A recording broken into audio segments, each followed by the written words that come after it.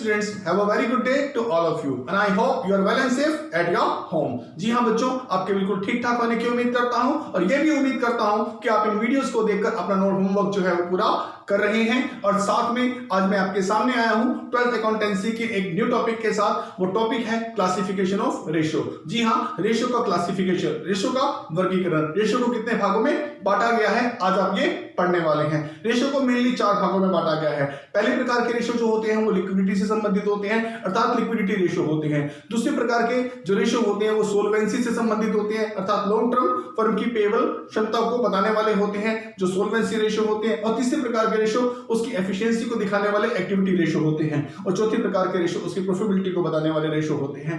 जी हाँ, आज हम 4 प्रकार के रेशो के बारे में जानने वाले हैं। थोड़ा थोड़ा जानने के बाद हम ये बता सकते हैं कि किसी एक फर्म के अंदर जो है हम इसकी प्रैक्टिकल प्रॉब्लम को रेशो के किस फॉर्मूले के साथ कैसे हल कर सकते हैं और कौन फॉर्मूला को हमें क्या बताना है या क्या इंडिकेट करता रहता है। पहले हम पढ़ने वाले हैं फर्स्ट रेशो के बारे में जो कि है लिक्विडिटी रेशो।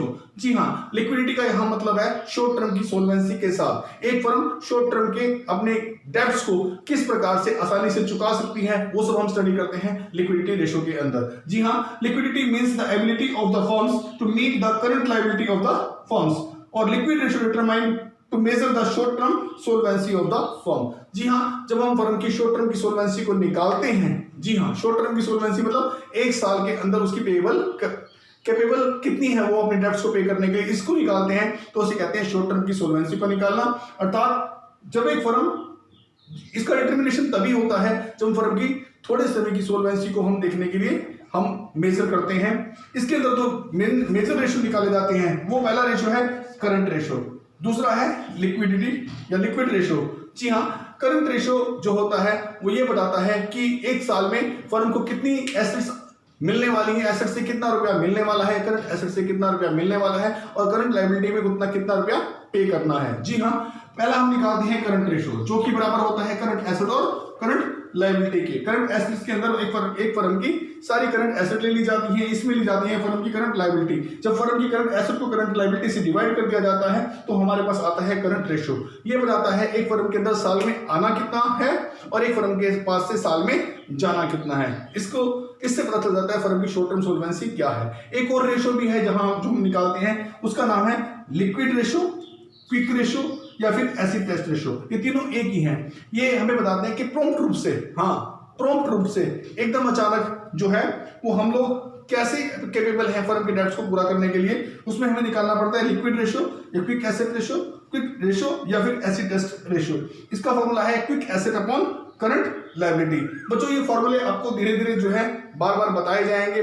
प्रैक्टिकल करने से पहले बार इंडिकेट कराया जाएगा कि इस फॉर्मूले में ये चीजें होती हैं, ये चीजें नहीं होती हैं। आप जस्ट आपको एक जनरल पॉइंट ऑफ व्यू दे रही हैं कि इस प्रकार का रेशो होता है और उसमें ये चीजें फाइंड आउट की जाती हैं।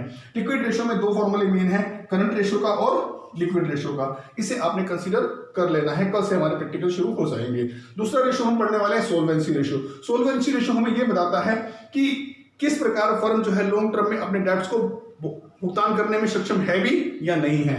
The ratio is calculated to assess the ability to meet the long term liability of the firm. जी, लॉन्ग टर्म में फर्म की जितनी लायबिलिटी बनती है उन्हें देने के लिए फर्म आज सक्षम है या नहीं है, इसको पूरा करने के लिए हमें सोल्वेंसी रेशो निकालनी पड़ती है। सोल्वेंसी रेशो जो है वो 4 प्रकार के रेशो हैं। इसमें हम चारों प्रकार के रेशो के सिर्फ आज या नाम पढ़ेंगे, फॉर्मूले बाद में करेंगे, प्रैक्टिकल प्रॉब्लम बाद में सोल्व करेंगे। ये नाम है डेब्ट इक्विटी रेशो। जी हाँ, डेब्ट और इक्विटी, डेब्ट का मतलब है कर्ज लेना, कर्जे, और इक्विटी का मतलब है कैपिटल। जी हाँ, अपने कर्जे और कैपिटल का क्या अनुपात रहेगा, इससे पता चल जाता है कि फर्म हम लॉन्ग टर्म में सक्षम है भी अपनी कैपिटल से अपने कर्ज उतारने में या नहीं है। दूसरा रेशो यहाँ आता है टोटल एसेट टू टोटल डेब्ट। जी हाँ, टोटल एसेट कितनी है, करंट और नॉन करंट एसेट कितनी है और कुल हमारा बाहर डेब्ट कितना है, इसका भी एक रेशो रिलेशनशिप स्थापित किया जाता है जिससे पता चले कि फर्म सोल्वेंसी की पोजीशन फॉर लॉन्ग टर्म में रखती भी है या नहीं रखती। तीसरे प्रकार का रेशो है प्रोप्राइटरी रेशो। जी हाँ, यहाँ मालिक स्वामित्व रेशो कहते हैं इसे हिंदी में, और इसमें प्रोप्राइटर अपनी कैपिटल को लगाता है टोटल एसेट खरीदने में और कितने हिस्से उसकी कैपिटल लगी हुई है, इससे पता चल जाता है फर्म के अंदर मालिक का पैसा ज्यादा लगा हुआ है तो इसका मतलब फर्म कैपेबल है अपनी लॉन्ग टर्म सोल्वेंसी को पूरा कर सकती है। नंबर 4 है इंटरेस्ट कवरेज रेशो। जी हाँ, क्योंकि जब हम लॉन्ग टर्म डेट लेते हैं तो उस पर इंटरेस्ट हमने देना होता है, उस इंटरेस्ट के देने में हम कितने लंबे समय तक कैपेबल हैं, उस चीज से भी लॉन्ग टर्म सोल्वेंसी का पता लगाया जाता है इनको निकाल करके। इस प्रकार से दो रेशो हुए लिक्विड रेशो में, current ratio and liquid ratio, और सोल्वेंसी में हुए 4 डेब्ट equity ratio, total asset to डेब्ट ratio, proprietary ratio and interest coverage ratio. इनकी डिटेल आपको धीरे धीरे प्रैक्टिकल के साथ साथ करा दी जाएगी। और ये क्या इंडिकेट करते हैं, क्यों निकाले जाते हैं, क्यों नेसेसरी हैं, क्यों एसेंशियल है, इनके बारे में जानना, ये सब बताया जाएगा बेटा।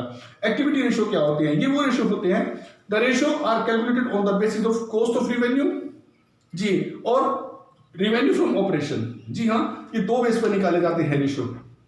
ये जो एक्टिविटी रेशो है ये बताते हैं कि किसी एक फर्म में कॉस्ट ऑफ रिवेन्यू के तहत था, उसमें लगने वाले जो हम माल की लागत कितनी है, या फिर उसमें सेल की अमाउंट के ऊपर ये रेशो जो है कैलकुलेट किए जाते हैं, यानी रिवेन्यू फ्रॉम ऑपरेशन के ऊपर किए जाते हैं। ये रेशो टर्नओवर रेशो कहलाते हैं। ये एक फर्म की स्पीड को बताते हैं, ये एक फर्म की नंबर ऑफ टाइम्स को बताते हैं कि कोई एक फर्म में जो कैपिटल लगी है वो कितनी एफिशिएंटली यूज हो रही है, कितनी स्पीड से यूज हो रही है। किसी एक फर्म में कैपिटल इंप्लॉयड है, उससे जो स्टॉक बना है, स्टॉक कितनी जल्दी जो है, कितनी स्पीड से जो है, कितने नंबर ऑफ टाइम से जो है रोटेट होता चला जा रहा है। इस प्रकार किसी भी फर्म में एफिशिएंसी को ज्ञात करना हो तो एक्टिविटी रेशो या टर्नओवर रेशो निकाले जाते हैं बेटा। इस रेशो के अंदर 4 प्रकार के रेशो होते हैं। एक इन्वेंट्री टर्नओवर रेशो, जिसे हम पहले स्टॉक टर्नओवर रेशो भी कहते हैं। स्टॉक के जरिए जब एफिशिएंसी का पता लगाते हैं तो उसे स्टॉक टर्नओवर रेशो या इन्वेंट्री टर्नओवर रेशो कहते हैं। दूसरी प्रकार का रेशो है रिसीवेबल टर्नओवर रेशो। जी हाँ, जो डेटर और बीआर के बेस पे हम फर्म की एफिशिएंसी का पता लगाते हैं कि कितनी उधार सेल हुई, कितना क्या हुआ, तो उसके हिसाब से रिसीवेबल टर्नओवर रेशो है,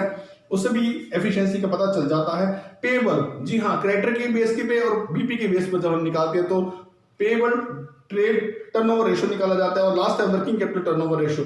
जी, इससे वर्किंग कैपिटल जो है स्पीड का, रोटेशन होने का पता चल जाता है। एक फर्म कितनी इफिशिएंटली काम कर रही है, ये एक्टिविटी रेशो या टर्नओवर रेशो निकालकर पता किया जा सकता है। और जितना भी, हाँ जी, एक बात मैं आपको नोट करने लायक बता दूं, एक्टिविटी रेशो जितने अच्छे होते हैं, जितने बेटर होते हैं, उतनी एफिशिएंसी फर्म की ज्यादा होती है।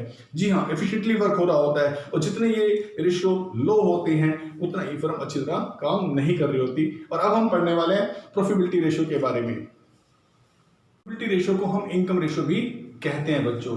The main objective of the business concern to earn profit. जैसे कि आप जानते हैं कि हर बिजनेस का जो मेन कंसर्न है वो प्रॉफिट अर्न करना ही है। Profit is the measurement of efficiency of the business. जी हाँ, बिजनेस की एफिशिएंसी ही प्रॉफिट से पता चलती है। प्रॉफिट ज्यादा, इसका मतलब बिजनेस ज्यादा एफिशिएंटली वर्क कर रहा है। प्रॉफिट कम, इसका मतलब बिजनेस में अभी एफिशिएंटली वर्क करने की क्षमता कम है। जी हाँ, जो प्रॉफिटेबिलिटी होती है उसमें वेरियस प्रकार के एस्पेक्ट होते हैं कि प्रॉफिट किस रेट से हो रहा है, what is the rate of profit in the business. जी हाँ, बिजनेस में प्रॉफिट का रेट क्या है। और दूसरा क्वेश्चन ये, whether the profit is increasing और decreasing and what are the causes of increasing and what are the causes of decreasing of the profit. जी हाँ, प्रॉफिट किस दर से बढ़ रहे हैं, क्या वो प्रॉफिट बढ़ती दर से बढ़ रहे हैं या घट रहे हैं, या उसके घटने या बढ़ने का कारण क्या है। इन सब के लिए हम प्रॉफिटेबिलिटी रेशो या इनकम रेशो निकालते हैं। जो मेजर हमारे प्रॉफिटेबिलिटी रेशो हैं वो है बेटा ग्रॉस प्रॉफिट रेशो। जी हाँ, ये सारे के सारे रेशो सेल के ऊपर निकाले जाते हैं ताकि सेल से इनकी एफिशिएंसी का पता लगाया जाए कि सेल की तुलना में ग्रॉस प्रॉफिट कितना है, सेल की कंपैरिजन में ऑपरेटिंग रेशो कितना है। जी, ऑपरेटिंग एक्सपेंस रेशो भी कहलाता है।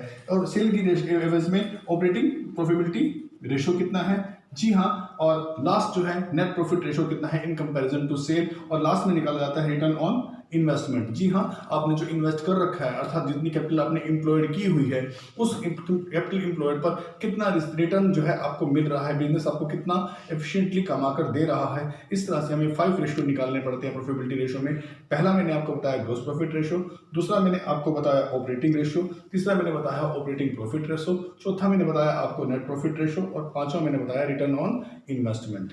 जी हाँ बच्चों, थैंक यू।